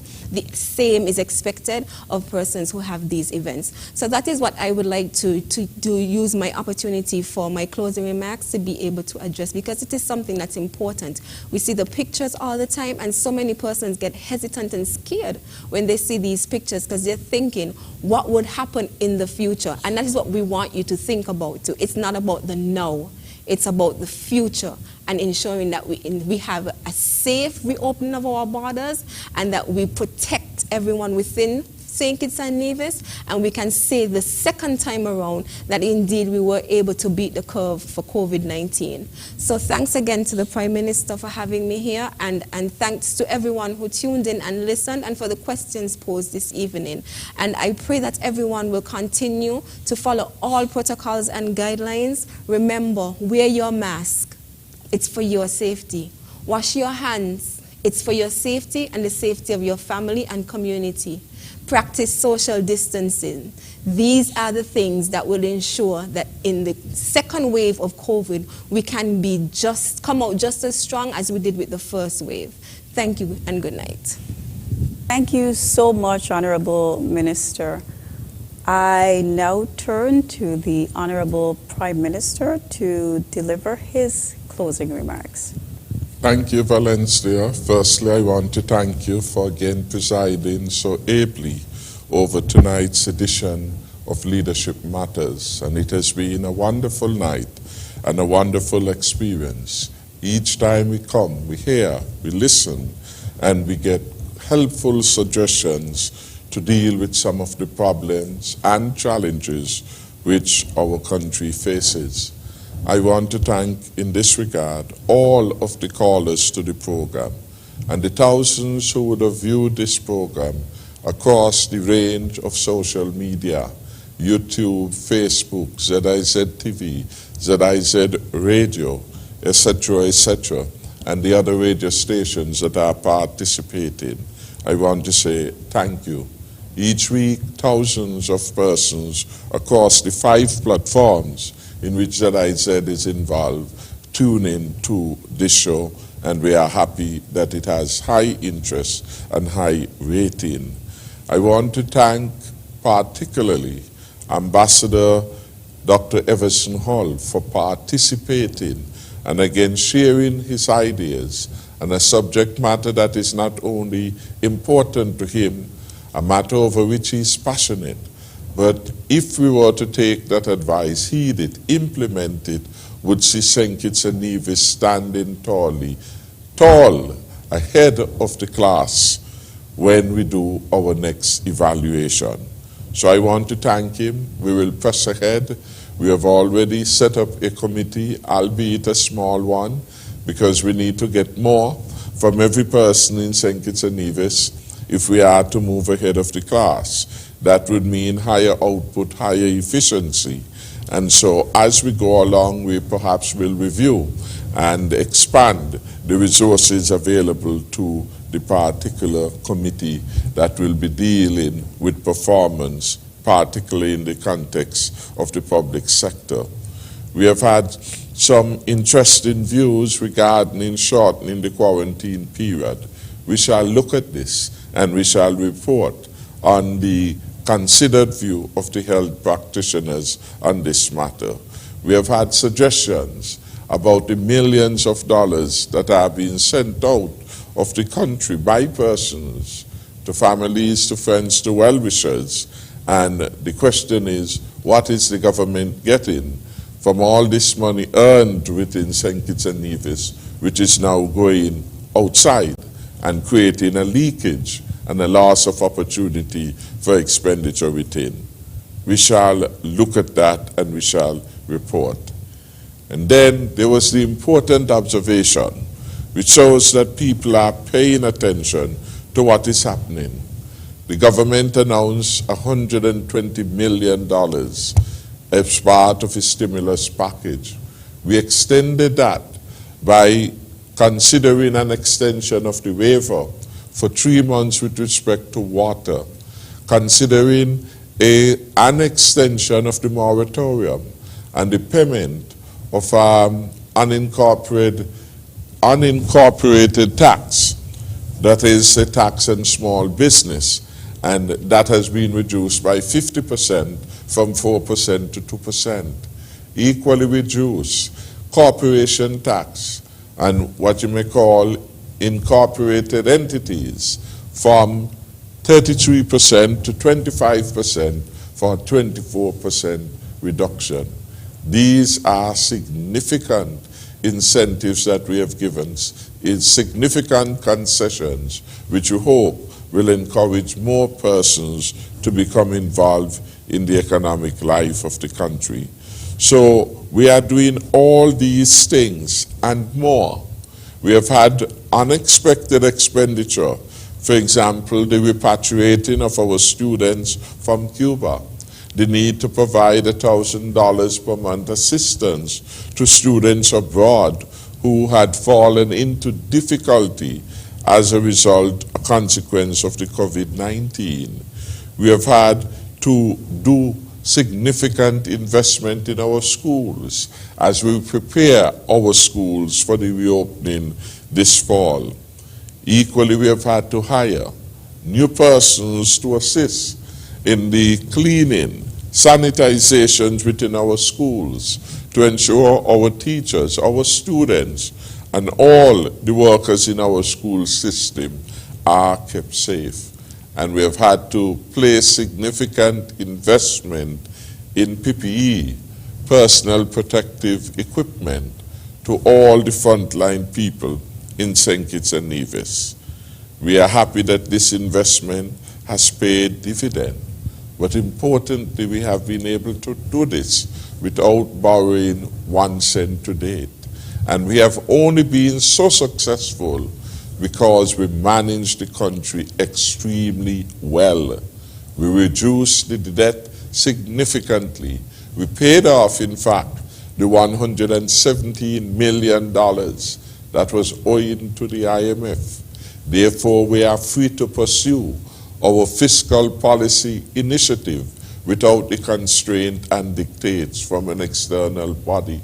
We paid over $200 million to reclaim land that were priced way above the ability of ordinary people in St. Kitts and Nevis to acquire. Some of those lands in Sandy Point, in Lodge Atlas and elsewhere, in Cayon, have been made available to farmers and will therefore be added to food production within St. Kitts and Nevis. So the government has been wise and prudent in the management of the affairs of St. Kitts and Nevis, And as a result, we stand ahead of the class in terms of our fiscal policies, our fiscal initiatives, our fiscal outcomes. Importantly, over the last 5 years, we achieved remarkable surpluses, remarkable outcome and recurrent account, the overall account, the primary balance, and the net fiscal position of the country. And we did so without adding one new tax to the book. Any tax that we met there, in fact, some of them we reduced, as we did with respect to the value-added tax and educational supplies, funeral expenses, etc. And even with response to COVID-19, we add a new range of products for health and sanitization purposes to the list of those that would have been exempted. The people of St. Kitts and Nevis are blessed to have a team unity at this time, and I continue as the Prime Minister to keep my eyes on the ball, to remain focused in leading the country to the Canaan land, to remain focused in doing what is right, remain focused in understanding that I am there at such a time like this to serve the people of St. Kitts and Nevis. And I will try and endeavor to give this country that I love, the people of St. Kitts and Nevis who I love, the very best of all that I have. Thank you very much again for staying with us, for viewing the programs across the range of media platforms. God bless you. Thank you very much, Honorable Prime Minister, and we thank all of you for spending another Tuesday night with us. Good night.